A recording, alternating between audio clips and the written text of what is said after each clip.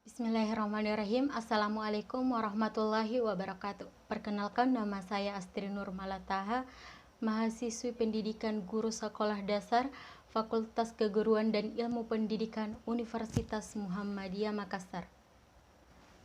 Berbicara mengenai pendidikan, pendidikan merupakan suatu proses perkembangan dan pertumbuhan sebagai hasil interaksi individu dengan lingkungan sosial serta lingkungan fisik.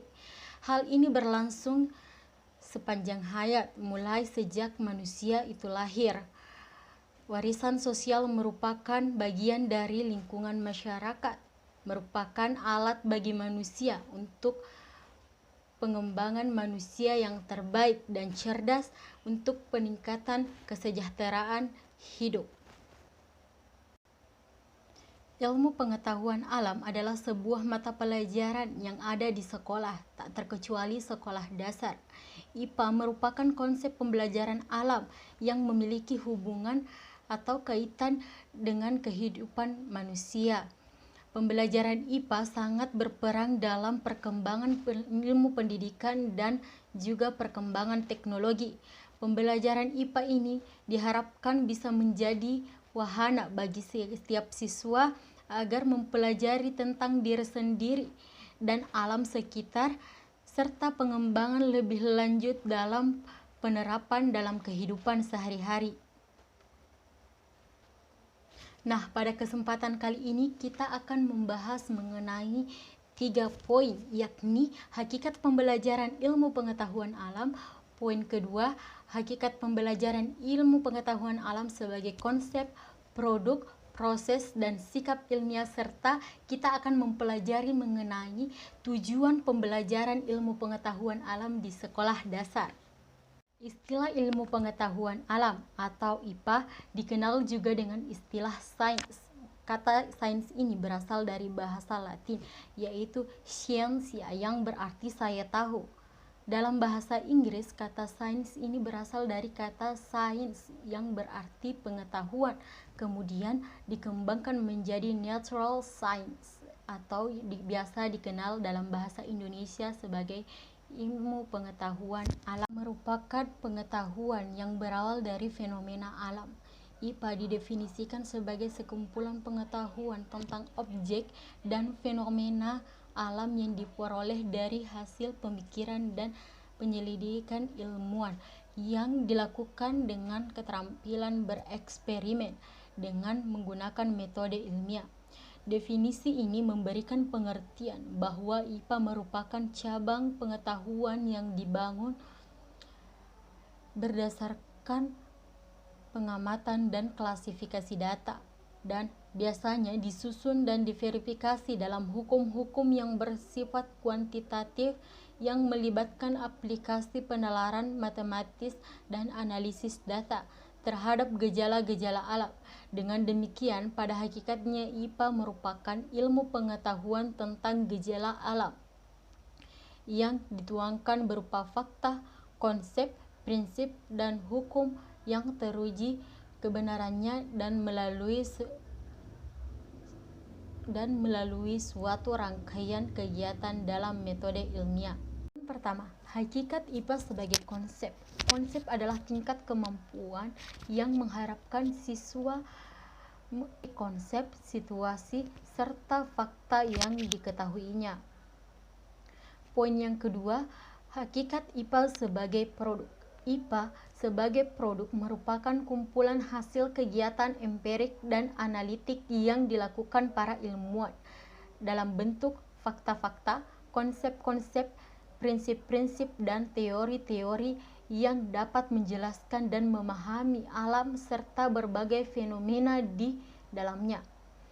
Produk adalah hasil yang diperoleh dari suatu pengumpulan data yang disusun secara lengkap dan sistematis. Poin ketiga, hakikat IPA sebagai proses. Proses adalah suatu urutan atau langkah-langkah suatu kegiatan memperoleh hasil pengumpulan data melalui metode ilmiah.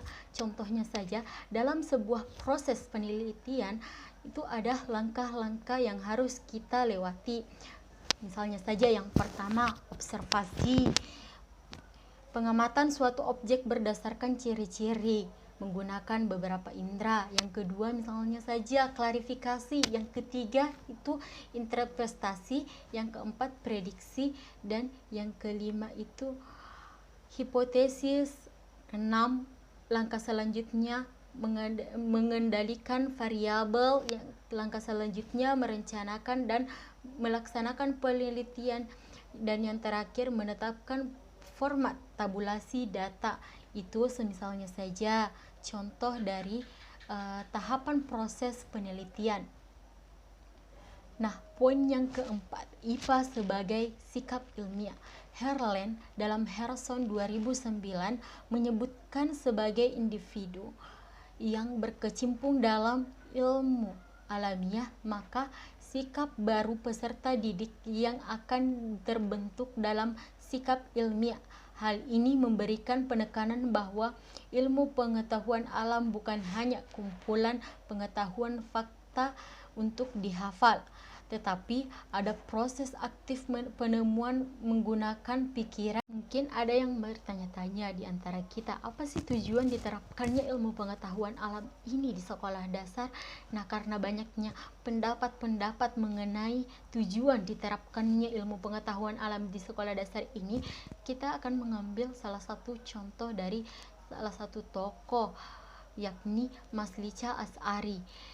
Beliau menyebutkan secara rinci tujuan pembelajaran IPA di sekolah dasar ini yakni yang pertama, menanamkan rasa ingin tahu dan sikap positif terhadap IPA, teknologi, dan masyarakat. Yang kedua, mengembangkan keterampilan proses untuk menyelidiki alam sekitar, memecahkan masalah, dan membuat keputusan. Mengembangkan pengetahuan dan pemahaman konsep-konsep IPA yang akan bermanfaat dan dapat diterapkan dalam lingkungan kehidupan sehari-hari. Sebagai kesimpulan, para ahli pendidikan dan pembelajaran IPA menyatakan bahwa pembelajaran IPA seyogianya melibatkan siswa dalam berbagai ranah, yaitu ranah kognitif, psikomotorik, dan efektif. Hal ini dikuatkan dalam kurikulum IPA yang menganjurkan bahwa pembelajaran IPA di sekolah melibatkan siswa dalam penyelidikan yang berorientasi inquiry. Dengan interaksi antara siswa dengan guru dan siswa lainnya melalui kegiatan penyelidikan, siswa mampu membuat hubungan antara pengetahuan yang dimilikinya dengan pengetahuan ilmiah yang ditemukannya pada berbagai sumber. Siswa menerapkan materi IPA.